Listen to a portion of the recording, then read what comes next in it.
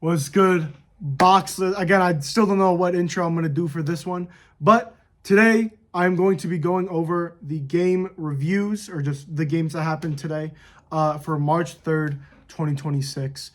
First off, and I'm also going to be going through my predictions and reacting to my predictions as well. We have 7 games to cover, so let's just get through this quick. First off, Bournemouth versus Brentford.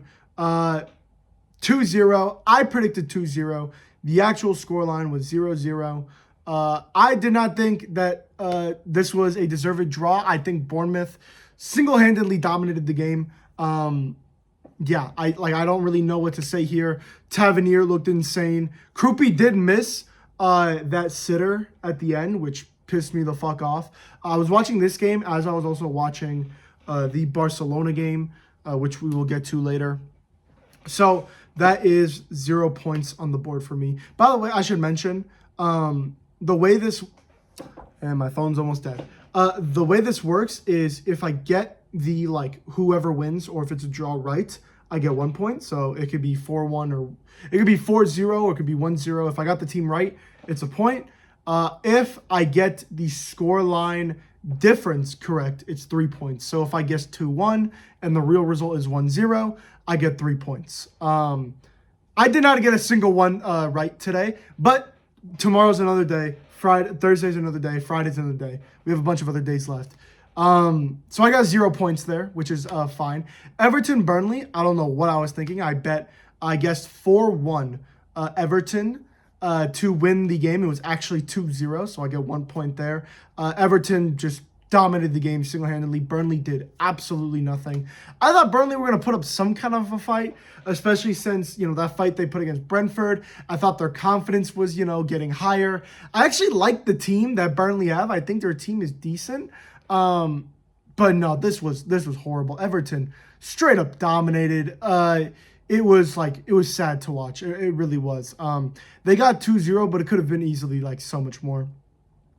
Leeds Sunderland. This was an interesting game. I said 3-1 Leeds. It was actually 1-0 Sunderland. This was going to be a Leeds win, but they called the goal offsides, and then they gave a penalty to Sunderland. I didn't watch this game, but I don't know. I haven't really seen the pen. I haven't really seen the highlights yet. I'll watch the highlights probably after this, though. I don't know. I think Leeds are a really good team. Sunderland, good team. Let me just look at the FOTMob. Again, FOTMob ratings are not, the most reliable thing in the world. But let me just check here. I do remember watching a little bit of this game, though. And I remember Goodmanson being insane. And in my opinion, Goodmanson is one of the most underrated players in the Prem.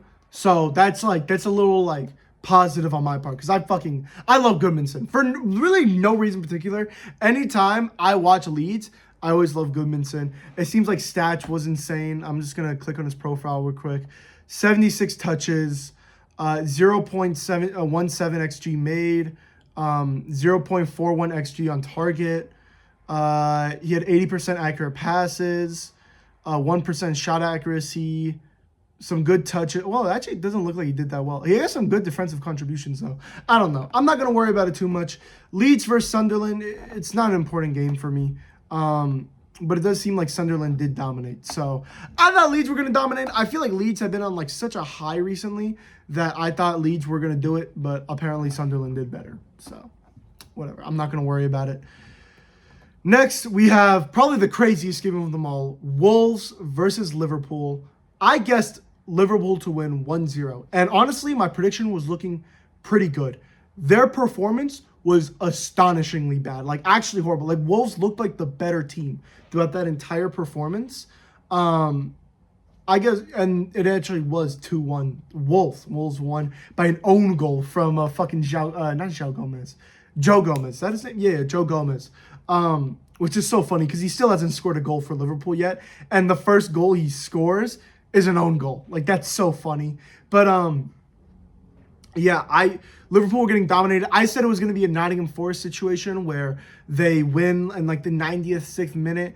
But actually, no. Wolves scores first, then Salah scores. Again, Salah, so horrible. He's actually a horrible player. He's not good. He's not good anymore. Salah is not good. Wolves actually looked like a good team. It was just so embarrassing. Yeah, I don't know. There's nothing else here to say.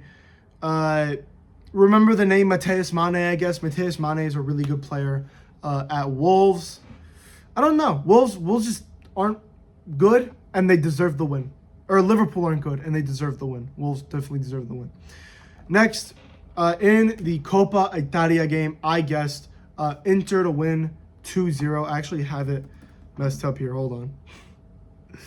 There we go. Fixed it. I had Inter to win 2-0.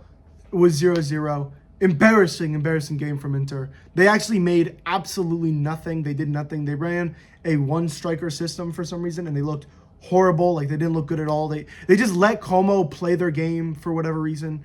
It was so sad to watch. Strasbourg Rems, I guess 3-1. It was actually 2-1. So I got 1 point for that. Nothing here to say here. 2 penalties was good. I didn't watch the game because I guess where I live, we don't have Coupe de France, but whatever.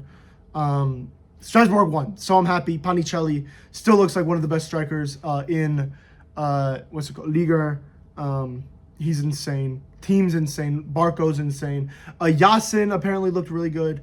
Again, I don't watch it. Now it's time for the game that actually matters, and I might do an individual video. I think I will. I'll do an individual video, and I'll talk about it a little bit here. Barcelona versus Atletico Madrid. I said 3-1. The actual result was 3-0.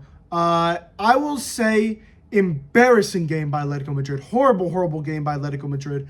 Barcelona were definitely the better team. Yeah, just embarrassing all around. But Barcelona, like, second half, bro, you got to give more fight than that. You got to give more fight. It's almost like they went into the first half, and they were dominating from minute 1. Every player was getting to the second ball. There were interceptions being made. The intensity was so high. Like, that team looked hungry, bro. Let me just pull up the lineup because I don't really remember who was on the lineup. But I remember, like, João Cancelo looked insane. The 2 defenders, low-key, I don't remember them. But it was Kubarsi and Jetta Martin. They did not look good at all. João Cancelo looked insane. Koundé, for when he was on the pitch, actually looked good. Pedri, obviously, Bernal, he got a brace. He looked really good. Pedri looked insane. Yamal, oh my God, what a game by Yamal. Yamal looked fucking incredible.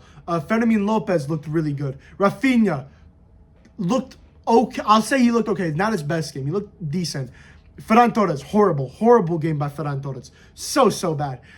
There was really only in Atletico, in that first half, there was really 2 chances Atletico Madrid had. And it was one, I think Griezmann had a chance, and Lookman had a chance, and they were just not great chances. But yeah, Barcelona, like, you have to work on, like, finishing those chances. The defense still looks sloppy. Like, Barcelona's defense still did not look good.